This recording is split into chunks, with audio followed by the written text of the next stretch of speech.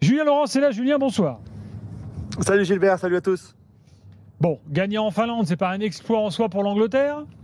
Et puis bon, dis-nous un mot du match, mais on veut surtout savoir si contre la Grèce, c'était pas non plus prévu. Donc, on se demande s'il y a des choses simples pour la Grèce. Qui a regagné ce soir contre l'Irlande d'ailleurs. Ils sont peut-être pas trop mal les Grecs. Dis-nous un mot du match et puis surtout raconte-nous l'affaire Tourelle. Ouais, alors déjà c'est plus facile quand tu mets une équipe cohérente sur le terrain d'entrée et que tu n'essaies pas de faire un peu n'importe quoi comme l'intérimaire Lee Carsley avait fait lors du match contre les Grecs à Wembley il y a 4 jours. Donc déjà c'était beaucoup mieux dans la circulation du ballon, dans ce que les Anglais ont pu produire. Tu peux nous dire un peu comment ça jouait, Julien, parce que j'imagine qu'il n'y a pas grand monde qui ont vu qui a vu le match. Ouais, donc il est revenu à un 4-2-3-1. Rappelez-vous, hein, pour ceux qui n'étaient pas là, quand on en avait parlé le soir du match de la Grèce, il avait fait un peu n'importe quoi. Il avait mis juste Declan Rice comme milieu défensif. Et après, il avait associé Foden, Saka, Palmer, Bellingham et Gordon, tous en pointe avec des faux neufs, un peu Foden, un peu Bellingham. C'était du grand n'importe quoi et il s'était fait battre tout à fait logiquement par les Grecs. Cette fois, il est revenu à un 4-2-3-1 beaucoup plus traditionnel. Kane en pointe, même s'il n'a pas été bon, avec Grealish d'un côté. Saka n'était pas là parce qu'il était blessé, mais on avait Angel Gomez, le Lillois, qui était en 6 aux côtés de Declan Rice, par exemple, qui a très très bien joué. On avait Palmer à droite. Bellingham a joué où, sur un côté? Un côté, ouais. Et Bellingham a joué plus en 10 derrière Kane, vraiment, et Grealish à gauche et Palmer à droite.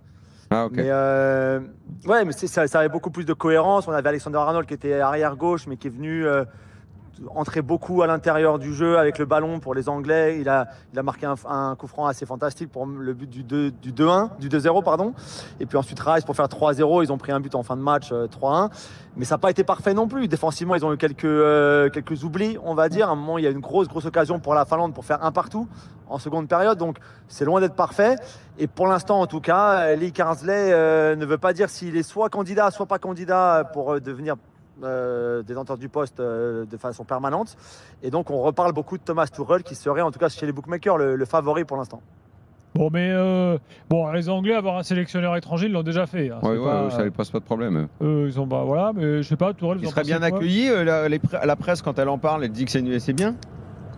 Ouais, plutôt bien. Ouais. Alors le rêve absolu, c'est Guardiola, bien sûr, qui, selon les Anglais, ne va pas prolonger à Manchester City, donc il pourrait être disponible à partir de 2025, donc du juin 2025. Tu pourrais garder peut-être Carsley en tant qu'intérimaire jusqu'à ce que Guardiola soit disponible. Si Guardiola juin 2025, c'est à la fin de l'année en fait, à la fin de la saison.